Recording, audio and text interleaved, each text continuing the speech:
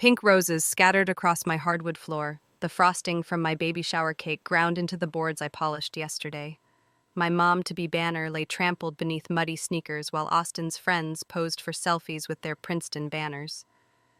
I stood frozen in the doorway of my own living room, one hand pressed against my swollen belly, watching the careful decorations I'd arranged at dawn disappear under a sea of orange and black. An hour earlier, everything had been perfect. I smoothed the linen tablecloth, adjusted the flower arrangement one last time, and checked my phone, 2:15. My small gathering of friends would arrive soon for an intimate celebration. After 8 months of doctor's appointments and prenatal classes alone, I'd finally have a moment that was just about me and my daughter. The doorbell chimed. Sarah from my prenatal yoga class stood on the porch holding a gift wrapped in pink paper, my first real guest. The joy bubbling in my chest surprised me. I couldn't remember the last time I'd felt this light. "You look amazing," Sarah said, hugging me carefully around my belly. "The house is beautiful. Did you make all these decorations yourself?" I nodded, pride warming my cheeks. The paper flowers had taken weeks to craft between managing my business and the constant fatigue of pregnancy, but seeing them cascade down the walls in shades of pink and pearl made every late night worth it. More friends arrived, filling my living room with gentle chatter and genuine smiles, no one asking me to fix things, solve problems, or make everything perfect, just warmth and celebration. Then the front door banged open. Mom and Dad burst in, 45 minutes late, Dad clutching a mysterious box he wouldn't let me see.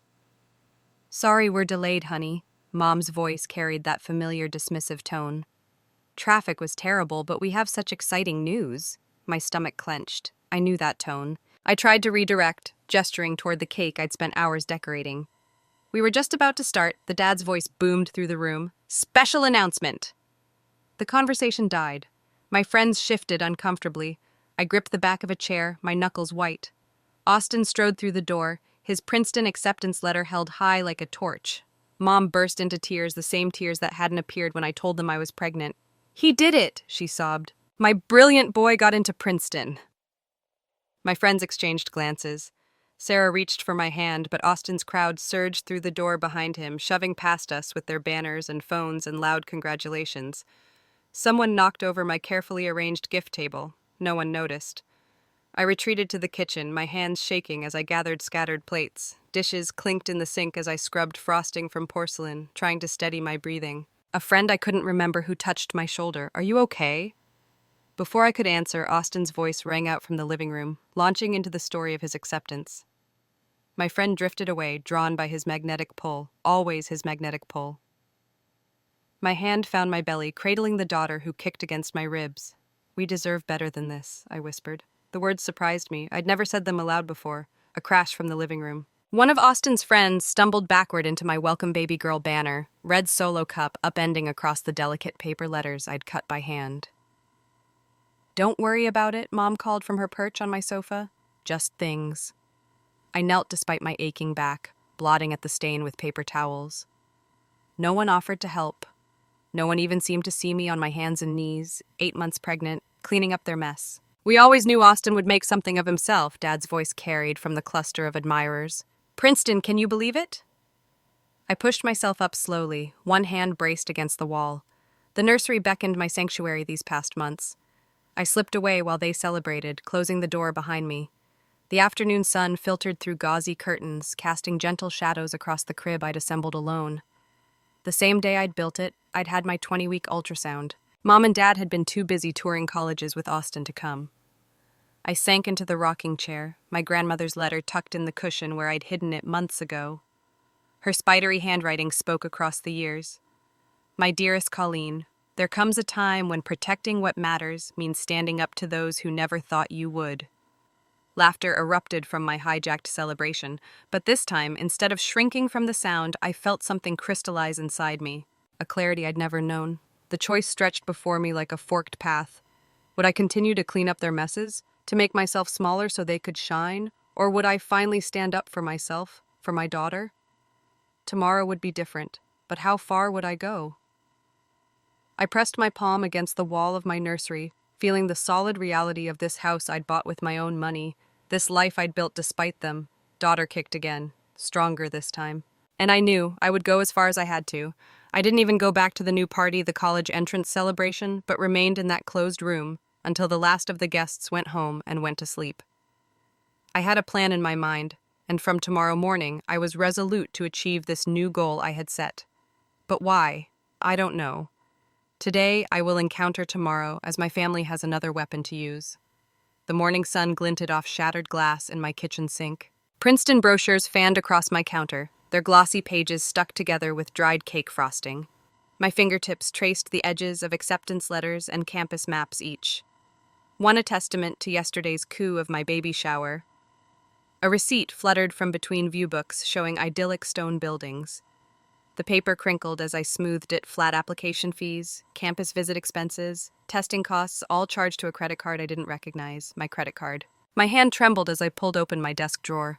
Bank statements spilled out, their neat organization destroyed, red ink circled withdrawal after withdrawal. My mother's curving signature redirecting funds from my business account to her personal shopping. An old mason jar rolled against my fingers, hidden beneath tax forms. Inside, a yellowed receipt from 6 years ago, my first month's rent for that cramped studio apartment where I'd slept on a futon while paying off my parents' credit card debt.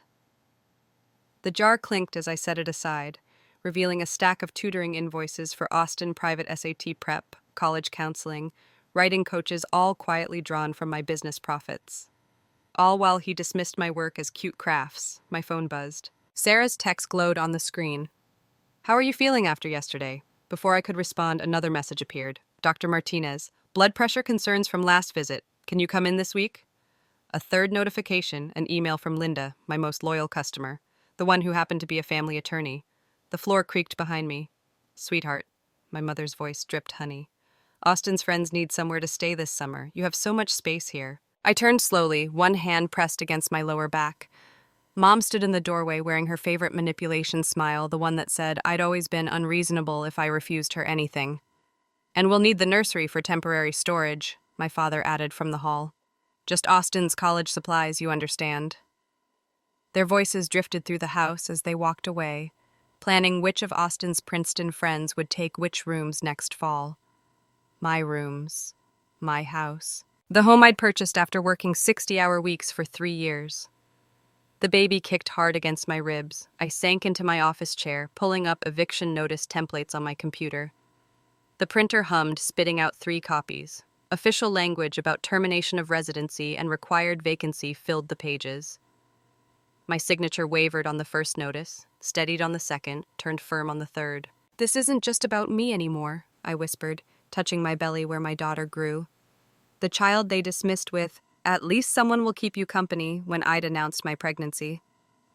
The sealed envelopes sat on my kitchen table like bombs waiting to detonate. But what I didn't know then, what I couldn't have known, was that my family had already been through my computer while I slept. The war had begun before I fired my first shot. Inside my quiet house, the only sound was the slow tick of the grandfather clock I'd restored myself. Each second marked the distance between the daughter I'd been and the mother I needed to become. I picked up my phone again, opened the email from Linda. Her words glowed on the screen. "Let me know if you need legal advice about your situation. I've seen this before. You're not alone. Not alone." The words echoed as I looked around my office. Every surface held evidence of their exploitation. The desk I'd refinished while they complained about the dust. The bookshelf sagging under Austin's college preparation materials. The filing cabinet where I documented years of financial drain. My gaze fell on a photo tucked into my mirror frame. Me at 17, acceptance letter to art school clutched in my hands, the dreams in my eyes still bright before they convinced me it was selfish to pursue them. Before they explained how Austin's education had to come first. The front door slammed. Austin's voice carried up the stairs as he invited more friends over, casual as an owner rather than a guest. "Yeah, just crash here, my sister won't mind." My fingers traced the envelope's edges. The papers inside represented more than just eviction notices, they were declarations of independence. Promises to my unborn daughter that she would never learn to make herself smaller for someone else's comfort. A text lit up my phone. My business partner saw some weird emails going out to clients. "Did you authorize any account changes?" My throat tightened. Of course they'd try to access my business. They'd always seen my success as a resource to exploit, rather than an achievement to celebrate. The baby kicked again, stronger this time. I pressed my palm against the spot, feeling her fierce movement. I know, little one, I whispered. Mommy's done being invisible. I slipped the notices into my purse, each one weighted with 34 years of sacrifices. Tomorrow they would be delivered. Tomorrow everything would change. But tonight, I had preparations to make, security cameras to order, passwords to change, a nursery to protect. The sun set behind my window, casting long shadows across the floor. In the growing darkness, I finally saw what had been invisible in the light. I wasn't just fighting for my home or my business. I was fighting for my daughter's future, and this time, I wouldn't back down. The sound of my mother's sobbing carried through the air vents. I braced one hand against my lower back, shifted my weight on the office chair, and kept typing. 7 days had passed since I'd slipped those eviction notices under their doors, and her performances grew more dramatic by the hour. She's cutting us off from everything we've built together. Mom's voice cracked with practiced precision. I recognized the tone from countless childhood moments when she'd called relatives about my concerning behavior, like the time I'd suggested applying to art school instead of the local business college. Through my open window, car doors slammed. More relatives arriving for the impromptu family meeting I hadn't been invited to attend. My phone buzzed with a text from my business partner, Rachel. Those emails to our clients didn't come from our system, but the writing style matches your mother's Christmas letters perfectly. My hands clenched. Not content with hijacking my baby shower, they'd tried accessing my client database. The familiar urge to smooth things over, to make peace at any cost, pressed against my chest. But my daughter kicked a sharp reminder of why I couldn't back down. I pulled up the security camera feed I'd installed in my home office 3 days ago. The timestamp showed 2:47 a.m. My father shuffling through my filing cabinet, while Mom kept watch in the hallway. Their whispered conversation was crystal clear through the microphone. Find anything about the business accounts? Not yet, but she has to have paper records somewhere. A printer hummed downstairs, spitting out bank statements I'd gathered over the past week. Evidence of their creative bookkeeping spanning back 5 years. The file folder grew thicker by the day. Heavy footsteps thundered past my door. Austin, practicing his door slams like a teenager instead of a Princeton-bound adult. She's lost her mind, he shouted to whoever would listen. It's those pregnancy hormones. You know how women get. The irony might have made me laugh if I wasn't so tired. He'd used the same excuse when I caught him borrowing my credit card for application fees last fall. My phone buzzed again. Dr. Martinez. Blood pressure still elevated. Daily monitoring starts Monday. Document all stress triggers. Below her message, a text from Sandra, my longest-running client.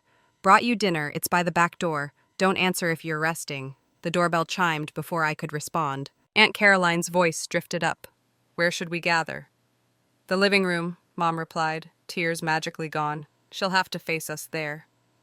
I touched the manila envelope on my desk, heavy with bank records. Time to show them exactly what family meant to the people who claimed to love me most. My bones ached as I pushed myself up, back protesting 8 months of extra weight. The hallway stretched like a gauntlet between my office and the ambush waiting below. The folder pressed against my chest, a shield of paper and ink. They fell silent when I appeared in the doorway. 12 faces turned toward me, expressions ranging from concern to confusion to outright hostility. Mom perched on the edge of my sofa, tissue crushed in her manicured hands. Oh, sweetheart, her voice wavered. We're so worried about you. Throwing your family out on the street? This isn't like you at all. I stepped into the room. You're right, it's not. Lenny Dad shifted into his reasonable voice, the one he used when explaining why my business account had mysterious withdrawals. We know you're under a lot of stress. Pregnancy does strange things to a woman's mind. We're here to help you think clearly. Austin lounged against the wall, arms crossed. Yeah, sis. What happened to family loyalty? The words struck like physical blows, each one designed to make me doubt myself. How many times had they used my own conscience against me? I moved to the coffee table, set down my folder. The room held its breath. Let me show you what family loyalty looks like. My voice came out steady as I spread papers across the polished wood. Credit card statements, Mom using my business account for shopping sprees at Nordstrom. Bank transfers Dad authorized without my knowledge. Austin's forged checks for my personal account. Aunt Caroline leaned forward, squinting at the numbers. Her sharp intake of breath cut through Mom's stammered protests. Oh my God, Caroline's whisper carried in the sudden silence. Beth, what have you done? I stood straighter, one hand cradling my belly.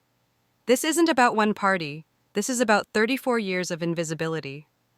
A Christmas memory surfaced 12-year-old me unwrapping thick wool socks while Austin tore into a brand new computer. Mom's dismissive. "You're always cold anyway, dear," when my face fell. "I'm not invisible anymore." My voice strengthened with each word. "And neither is my daughter." I left them staring at the evidence of their betrayal. Upstairs, my laptop pinged with an alert from the new security system. Motion detected in home office. They never could take no for an answer. But what my family didn't realize while they plotted in the kitchen that night was that I had already anticipated their next move. The email to my business clients wasn't the worst betrayal they'd attempted, but the evidence of what they'd done next was already safely in my lawyer's hands. They thought pregnancy made me weak. They were about to learn it had made me fierce. With the accusations and evidence laid bare, that gathering was over. And in the following 2 weeks, I was busy collecting more evidence and predicting their next moves to defend myself and my daughter. My fingers hovered over the keyboard as the clock struck midnight, 14 days since I'd handed them the eviction notices. The soft glow of my laptop screen illuminated the dark kitchen, while Claire kicked against my ribs as if encouraging me forward. I typed in the new master password for my business accounts, something they'd never guess, Claire 2024. The irony made me smile as I pictured Mom's frustration when her usual password recovery tricks failed. The doorbell camera had arrived yesterday in a plain brown box. I'd waited until they left for Austin's college counseling appointment to install it, my swollen fingers struggling with the tiny screws. Now it's quiet. I watched the front porch, catching every visitor who might later claim they never got the notice. Sarah from prenatal yoga helped me pack an emergency bag. It sat in my car trunk, ready just in case. "Just in case," she'd said, squeezing my hand. "Though from what I've seen, you're 3 steps ahead of them already." The bank manager's expression had hardened when I showed her the unauthorized transfers. "Mrs. Grant," she said, using Mom's preferred title, "accessed your business account 6 times last month." She'd pulled up the security footage without my asking. "We'll flag any future attempts." A door creaked upstairs. I closed my laptop, sliding it into its hiding spot behind the cookbooks. Mom's footsteps paused at the top of the stairs. "I just don't understand," her voice carried down, thick with tears. "After everything we've sacrificed for her." Mrs. Peterson next door had stopped bringing Mom her usual morning coffee. The weekly garden club meeting had accidentally been rescheduled without notice. Mom's phone calls for sympathy now went straight to voicemail. The security system chimed softly. Dad had tried to access my office computer remotely. The alert popped up on my phone. Unauthorized login attempt from network printer. He'd always thought he was cleverer than he was. "This is ridiculous," Austin's voice boomed through the house last night, making me jump. "I have to live here. My Princeton friends are counting on it." The neighbors' porch lights flicked on one by one. Through the new doorbell camera, I watched Mrs. Peterson step onto her front lawn in her robe, phone raised, recording his outburst. "Your sister's just being hormonal," Mom had stage whispered, too loud to be private. "We'll handle it like we always do." But their usual tactics weren't working anymore. The building inspector had traced their anonymous complaint back to Dad's laptop. The church gossip they tried to spread came back to Pastor Mike, who spent an hour in my kitchen, drinking tea and listening to my calm responses to their provocations. "Mental instability," Mom had whispered to the church ladies after Sunday service. But they'd seen me every week, watched me grow my business, noticed how I maintained my home, while the rest of my family treated it like a hotel. "Such a shame, Mrs. Peterson told her garden club friends loud enough to carry through my open window the way they've taken advantage of her and her condition. My business partner documented every threatening email they sent to our clients. My doctor added notes about their impact on my blood pressure. The local police did routine wellness checks, marking down each time Austin slammed doors or Dad made veiled threats about my fitness as a mother. 21 days in, their social circle crumbled. Mom's tears didn't move people like they used to. Dad's country club membership lapsed due to incomplete payment. Austin's Princeton contacts started asking questions about his living situation. The arguments leaked through their bedroom walls each night, getting louder as their options dwindled. Dad's resignation letter from the country club board landed in my mailbox by mistake. Mom's voice grew shrill as cousin after cousin refused to take them in. "They have to let us stay," Austin had insisted yesterday, pacing the kitchen. "Where else would we go?" I touched my belly, feeling Claire's steady movements. "That stopped being my problem the day you turned my baby shower into your Princeton party." Mom's sobs echoed from upstairs, but they didn't move me anymore. The sound of Dad's pacing followed. Then Austin's door slammed. They were running out of performances, running out of audience, running out of time. I'd thought I was ready for anything they might try in these final days. But when I checked the mail that morning, a heavy envelope bearing Princeton's crest made my heart skip. Not addressed to Austin, but to me. The truth was about to change everything, and not in the way anyone expected. I slipped the letter into my desk drawer, next to the stack of documentation I'd been gathering. The midnight hours of the past week stretched behind me like a long, dark road I'd finally finished walking. That night, at midnight, a text lit up my phone. "You okay? Need anything?" Sarah's concern warmed me. I had more real family now than I'd ever had growing up in this house. "All good," I typed back, just waiting for the right moment. Upstairs, Austin's pacing stopped. In the sudden silence, I heard Mom whisper, "What if she actually goes through with it?" I rested my hand on my belly, feeling Claire's answering kick. We both knew the truth. I already had. In the following days, small boxes cluttered the hallway outside my bedroom door. A handmade quilt folded with precision. A photo album from my childhood. Austin's worn baseball glove from Little League. Silent offerings left while I slept. Each item weighted with unspoken pleas. I nudged the boxes aside with my foot. 27 days since serving the eviction notice. 3 more until they had to leave. "Colleen," my mother's voice drifted from the kitchen, softer than usual. "I made your favorite pancakes."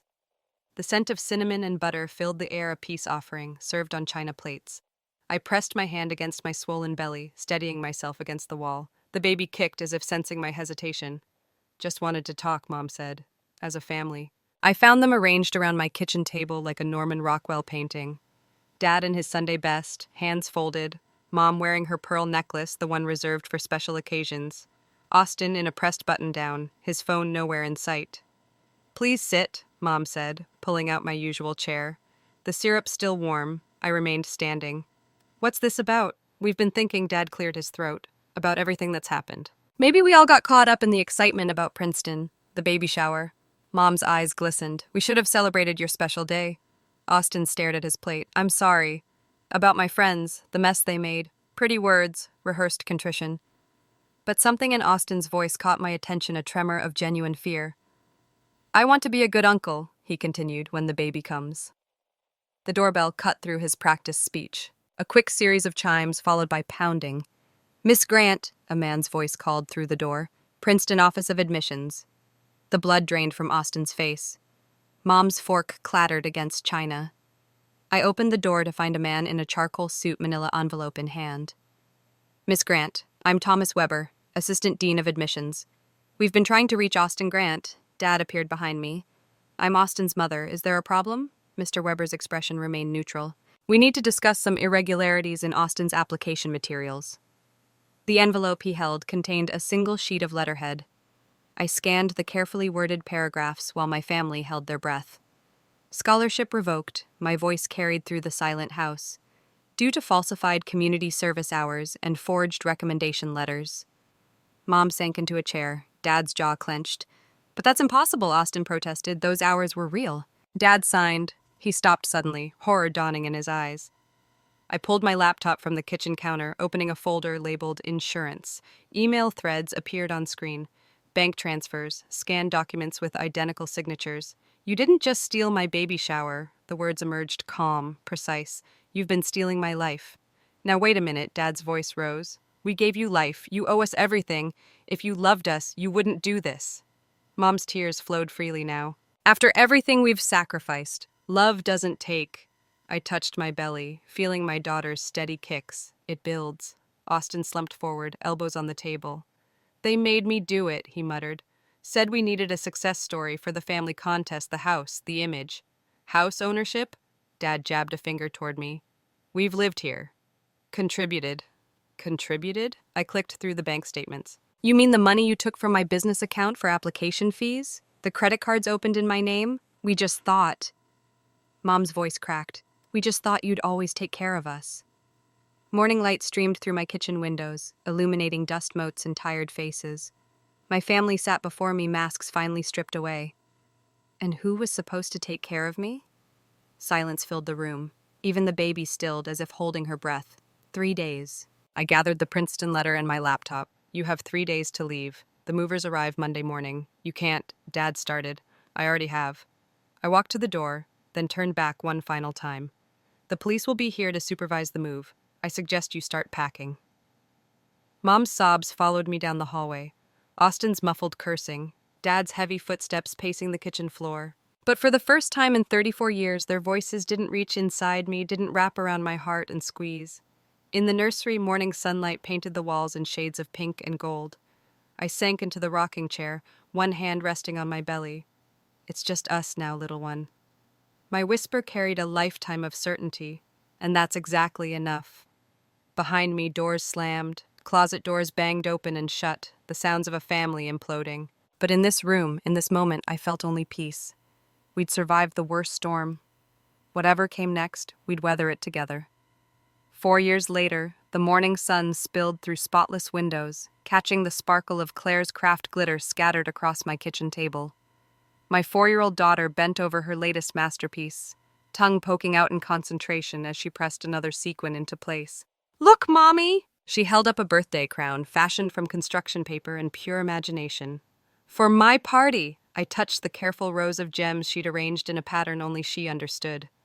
4 years ago, I would have straightened them, trying to impose order on her creativity the way my mother always had with mine. Now I simply smiled. "It's perfect. Exactly how you made it." The doorbell chimed. Sarah from my old prenatal yoga class, now my chief operations officer, walked in carrying streamers in Claire's chosen colors, purple and silver. My breath caught for a moment at the memory of pink roses ground into hardwood. But the feeling passed like a leaf on the wind. "The decorating crew has arrived," Sarah announced, setting down her bags. Behind her, 3 more friends filed in with supplies. The same living room that had once witnessed my baby shower now hummed with genuine warmth and laughter. "I help too!" Claire scrambled down from her chair, leaving a trail of glitter in her wake. She tugged at my hand. "Show them my special job!" I led the group to our craft room, once my home office. The walls displayed framed magazine features about hearth and hand designs, now a nationwide brand. But pride of place belonged to Claire's artwork gallery, refreshed weekly with her latest creations. Claire designed all the place cards for today, I explained, watching her carefully distribute paper hearts she'd painted herself. She picked everyone's colors. Purple for Mama, because it's strong, Claire informed them seriously, and silver for Dr. Amy, 'cause she makes people better. My old OB-GYN now, just Amy would arrive later as a guest, not a medical professional. The family attorney who'd handled the eviction had become Uncle James, expert, tickle monster, and tea party participant. Back in the kitchen, I found an envelope propped against the coffee maker. Another letter from the young mother in Seattle who'd read about my foundation in Parents magazine. The organization had started small, just me, sharing business advice with other women leaving toxic situations. Now we had chapters in 12 cities. "Mama, can I put the sparkles on the cake?" Claire's voice pulled me back to the present. She stood on her step stool, eyeing the 3-tiered creation I'd baked yesterday. "Of course, baby." I studied her as she carefully placed sugar crystals around the edges. Her small hands moved with more confidence than mine had ever shown at 30. The afternoon filled with the happy chaos of a 5-year-old's birthday party. Claire led her guests in an impromptu dance performance. My business partner's son shared his juice box without prompting. The attorney's daughter showed off her missing front tooth. I caught glimpses of my past self in quiet moments, straightening a crooked streamer, wiping a smudge from the counter. The internalized need for perfection, once a constant in her upbringing, had gradually given way to a deeper appreciation for life's beautifully imperfect yet profoundly joyful moments. As Claire blew out her candles amidst a glimmering shower of sparkles, the room erupted in applause. A camera clicked. The resulting photo, vibrant and unscripted, would later be framed beside a modest memory box in the bedroom, one that held carefully chosen photographs and a yellowed letter penned long ago by her grandmother. Claire would read that letter one day at the right moment, when the questions came with a certain emotional maturity. For now, she only needed the simplified version. Some families are born, and some are chosen. Theirs was both. "Story time," Claire declared, post-cake, retrieving her favorite book from the shelf, a tale of a brave princess who built her own castle. The adults transitioned easily, settling their children onto the rug surrounding the well-worn rocking chair, once a space of quiet resolve, now transformed into a hub of communal affection. It was the same chair in which she had whispered her earliest promises to her unborn daughter. Once upon a time, she began, with Claire nestled against her chest, there was a princess who learned that real love builds things up. It doesn't tear them down. Claire nodded, recognizing the familiar phrasing. Like you and me, Mama. We build good things. Her chosen family filled the space with a warmth that radiated authenticity. Their children sprawled across the floor in various post-celebration states of sugar-induced serenity. The atmosphere was absent of manipulation, devoid of guilt. In this home, no one would ever diminish Claire's ambitions as unrealistic, nor reduce her artwork to cute distractions. The sunlight caught the silver streamer Claire had hung slightly off-center above the window. She left it untouched, a deliberate choice. It stood as a symbol, imperfect, yes, but intentional and beautiful in its raw sincerity. Some might characterize the act of severing ties with biological family as harsh, perhaps even unforgiving. Yet she had come to understand that respect, like love, must be reciprocal. Claire would grow up grounded in this truth. Her value was intrinsic, never contingent on sacrifice or silence. She would never be conditioned to diminish herself so that others could appear larger. Mama, Claire said softly as she closed the book. The castle part? She pulled Claire close again, breathing in the comforting blend of birthday cake and glitter glue. Once upon a time, she whispered, there was a princess who discovered that building something new was better than fixing something broken.